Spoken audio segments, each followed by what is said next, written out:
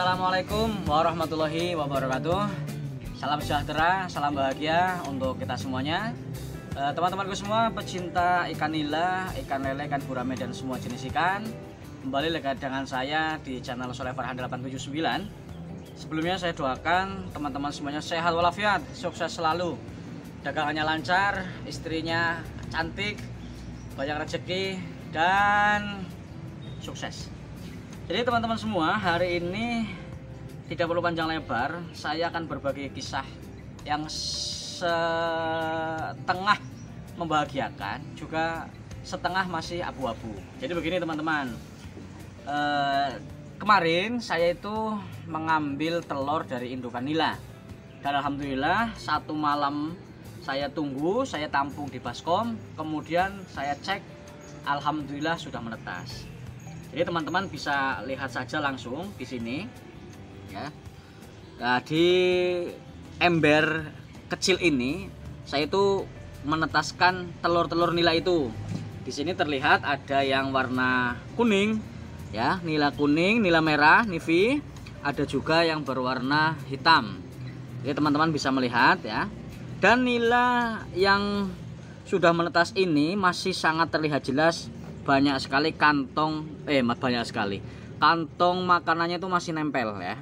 Nah, itu adalah cadangan makanan, sehingga sampai cadangan makanan itu habis, nila sementara jangan dikasih makan terlebih dahulu, dan kedalaman air cukup segini saja. Teman-teman bisa melihat. Kemudian di dasar kolam juga terlihat telur-telur nila yang belum menetas. Nah, disinilah saya yang mengatakan masih abu-abu, apakah menetas atau tidak. Karena teman-teman perlu tahu juga, ya, normalnya ikan nila, telur ikan nila kalau memang sudah tua, kita keluarkan dari mulut, biasanya satu malam memang sudah menetas. Ini yang sudah menetas ini normal, dan ini yang tidak menetas saya belum tahu, tapi memang tidak terlihat berjamur, ya, tidak terlihat berjamur. Itulah teman-temanku. Lalu saya juga menyampaikan bahwa burayak ini dihasilkan dari 2 ekor nila merah, ya. Tapi ada hitamnya, mungkin saja itu pejantannya itu dulu hitam, tapi induknya, betinanya itu masih mendominasi sehingga banyak yang merah. Jadi kalau saya kalkulasi, saya perkirakan 2 indukan ini sekitaran ada 500 burayak, 500 telur. Yang menetas ini ya sudah ada separuhnya lah. Jadi itulah teman-teman.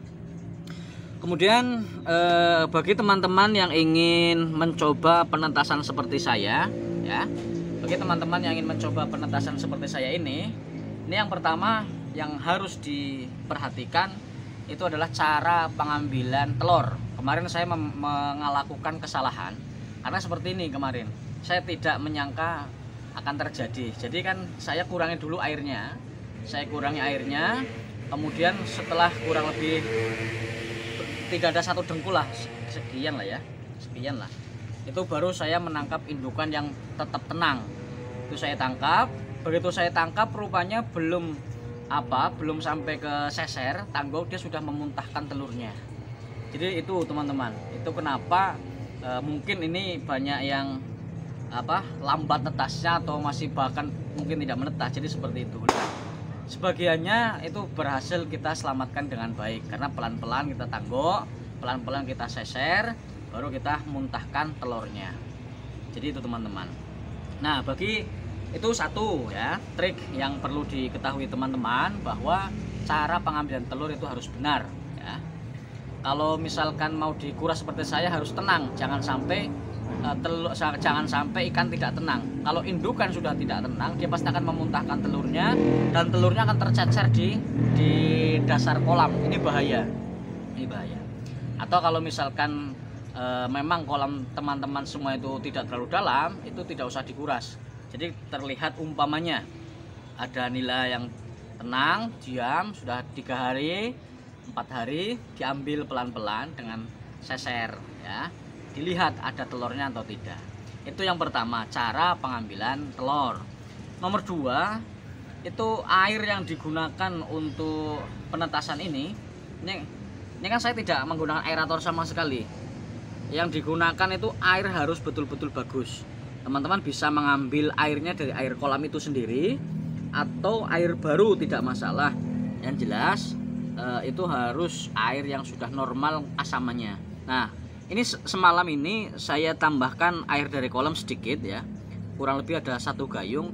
Kemudian saya tambahkan air baru yang betul-betul baru, dan saya teteskan rendaman air ketapang, rendaman daun ketapang, sehingga terlihat agak kekuning-kuningan, dan alhamdulillah ya sudah menetas. Itu ya teman-teman. Berapa menit? 6.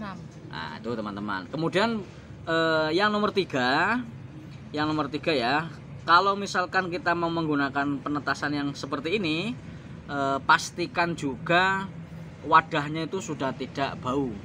Wadahnya tidak bau. Kadang misalkan kayak bekas untuk mencuci ya, sehingga bau sabun, atau misalkan baru beli, ini sangat bahaya, apalagi kalau ini masih burayak itu ya teman-teman. Lalu yang perlu saya sampaikan juga penyimpanan. Nah, penyimpanan burayak ini ya, kalau telur yang baru dipindah ke ember itu sebisa mungkin jangan terkena angin. Telurnya itu jangan terkena angin. Maksud saya itu pas waktu pemindahan ya, pas waktu pemindahan telur. Jadi pas waktu kita ngambil telur nempel di seser, itu langsung dimasukkan air lagi, jangan sampai terkena angin. Pengalaman saya klinis ilmiahnya saya belum paham, tapi pengalamannya kalau sudah terbawa angin itu banyak yang tidak menetas. Jadi saya pernah mempraktekkan. Jadi seperti ini, ikan saya muntahkan di seser, saya bawa ke depan karena belum persiapan wadah, dan otomatis kena angin itu rupanya banyak yang tidak menetas. Itu sayang sekali ya. Itu hanya saya tidak tahu ilmiahnya, tapi saya pesan seperti itu. Dan menempatkan ember ini juga sebisa mungkin jangan di tempat yang panas. Ini kenapa masih di luar ini, karena ini tidak ada panas, sehingga saya berada di luar. Biasanya saya tempatkan di kandang. Kandang itu ada atapnya, saya letakkan di situ biar ikan ini, telur ini tidak terkena panas langsung. Apalagi kalau terkena hujan langsung, ini bahaya sekali. Jadi itulah teman-teman, alhamdulillah ya, telur ikan nila saya ini sudah menetas, dan insya Allah ini akan jadi burayak atau jadi baby yang baik, yang sehat, dengan perawatan semampu saya. Kira-kira seperti itu teman-teman. Dan induknya itu seukuran HP. Susah ya kalau seukuran HP. Tangan inilah, kurang lebih ada 1,2 kilo atau 1,3 kilo lah tangan ini. Lain kali saya akan tunjukkan induknya. Jadi besar lah, makanya telurnya itu agak banyak. Jadi seperti itu ya teman-teman. Mudah-mudahan ini bermanfaat untuk teman-teman semuanya, khususnya untuk saya.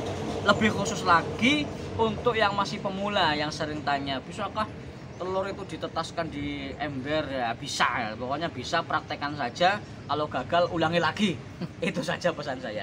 Teman-teman, terima kasih atas perhatiannya. Salam berbagi cerita, berbagi pengalaman, berbagi ilmu, dan berbagi rezeki. Salam sukses. Assalamualaikum warahmatullahi wabarakatuh.